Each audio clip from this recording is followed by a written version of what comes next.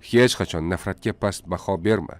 Kimdir senga nafrat ko'zlari bilan boqsa va senga past odamga muomala qilgandek muomala qilsa, demak u senga katta ehtimol bilan ijtimoiy yoki jismoniy tomonlama zarar keltirishni ko'zlaydi. Bunday insonni hayotingizdan quvib chiqar. Hech qachon qarz berma.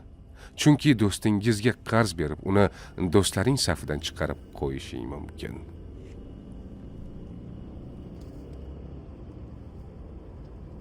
Qanchalik og'ir bo'lmasin, muammoingga yechim topmaguningcha uni do'stlaring bilan bo'lishma.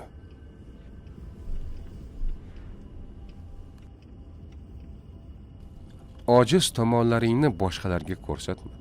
Odamlar bundan rohatlanishadi. Birovning oldida zaif bo'lib ko'rma.